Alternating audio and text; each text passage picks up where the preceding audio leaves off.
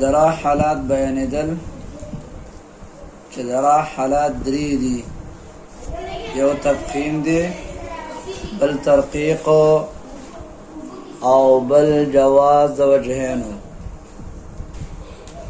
نو د هغه نه یو حالت بیان شو چې هغه تفخیم و.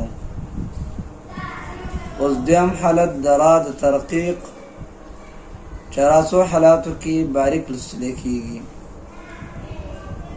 اول دا چې کله پرا باندې کسره وي دا را و باریک لوستلی کېږي.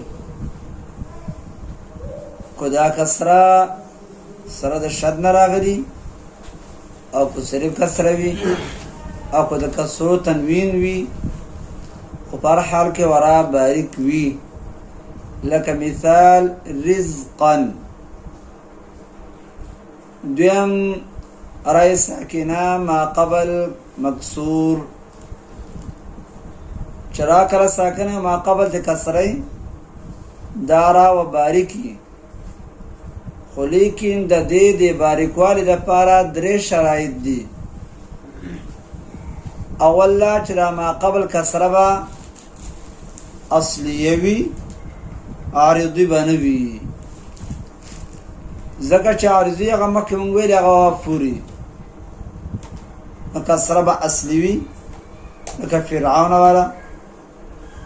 او بل دا چې دا کسره به متصله وي لکه دقه فرعون والا، یا مریتین شرعتا.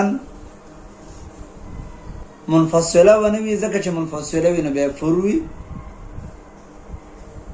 او دریم دا چې درا ساکنین و ما بعد په کلمه واحده کې د مستعلی حروف نه کم حرف نه راغلی، که راغلی وي د هغه قواعد بیان شوي دا وفوري چې 5 کلمات دي، یو پکې بیا 2 ځای راغلی نو 4 جوړېږي.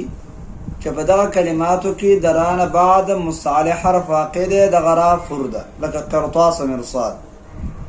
او بل ورسره دا هم واوره چې قرآن کریم کې درانه بعد د مستعلی حروفونه صرف دغه 3 حروف واقع دي، چې یو صاد دی، او بل ضاد، او بل قاف.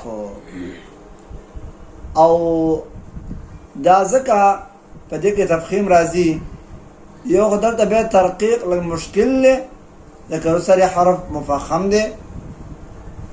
او دویمه وجه دا ده چې د حرف مفخم د مجاورت د وجه نه پرا کې و تفخیم کېږي، ځکه چې مستعلی حروف قوي حروف دي، نو د حرف اثر په ما قبل حرف را باندې کېږي.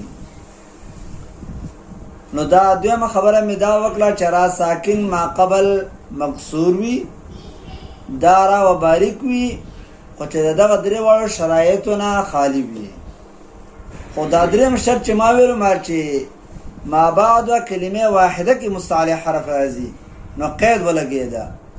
نو دینه دا معلومیږي که چرته درا ساکنینا ما قبل حرف مستعلی راغی په کلمتینو کې نو دا بیا فوري بیا باریکي څه وایي باریک وایي.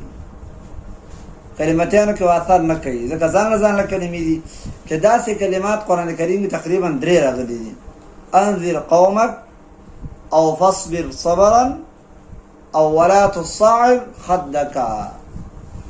نو دلته را په یوه کلمه کې ساکنه او مستعلی حرف جدا راغلی دی، نو دا راوسی د خپل حالات موافق و باریکی چې را ساکنه ما قبل کسر راغلی ده. دریم رای موقوفه، هغه را چې په هغه باندې وقف وشي او ما قبل ساکن وي، بیا و دریم حرف ته ګورو. خو دلته دا خبره یاد ساته چې کله را د وقف د وجه نه ساکنه شو، ما قبل یا یې ساکنه وي یا کسره وي، بیا و دریم حرف ته موږ نه ګورو. لکه خبیر او بصیر. او که چرته دویم حرفیه نه وه او دا یا کو اری ویا درانه ما قبل لاش مده کلینی، نو چې کله را د وقف د وجه نه ساکن شو ما قبل یا ساکنه او کسره نه وه، بیا موږ دریم حرف ته ګورو. کو په دریم حرف باندې کسره وه نو دا راواسئ باریک وایي، لکه الذکر. څلورم ارای مماله، اماله والا را دا و باریک رسلی کیږي. اماله لغت کې میلان ته وایي او په اصطلاح کې دیتا وایي چې فتحه مایله شي کسرې ته او الف مایله شي یا طرف ته. دا میلان بیا په دوه قسمه دی. یاد سی و دا اماله په دوه قسمه را، یو اماله صغرا ده چې بیا دې ته تقلیل هم وایي او یو اماله کبرا ده. نو روایت حفظ کې چې کومه اماله راغلی دې ته اماله کبرا وایي. تقلیل د حفظ په روایت کې نشته. او په یو لفظ کې راغلی دی چې کوم لفظ د مجرې حواله دی، نو مجرې حواله راوه باریک لوستلی کېږي او داسې اندازې سره لکه اردو کې سره وایي همارې قطرې سویرې، داسې اندازه، یا داسې انداز سره لکه سره وایي بیل جیل. خو داسې ونه وایي لکه قاری او مجری، د قاری په وزن ونه وایي، یا مورې خورې، داسې به نه وایي.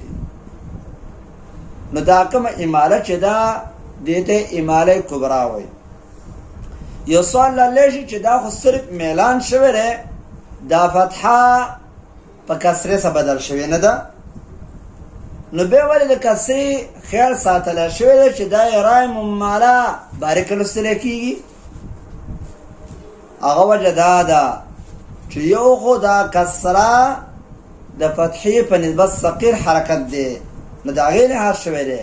بل لا چې دا میلان د فتحې نه کسرې ته یو ډېر دی راغی، نو ځکه د کسرې لحاظ ساتلی شوی دی او رای مماله دا څه لوستلی شوې ده؟ باریک لوستلی شوې ده. ورپسې چې دا رای مرمع، رای مرمع هغه راته وایي چې کله فرا باندې وقف بالروم وشي. وقف بالروم دې ته وایي چې دا حرکت درېیمه حصه ظاهره شي.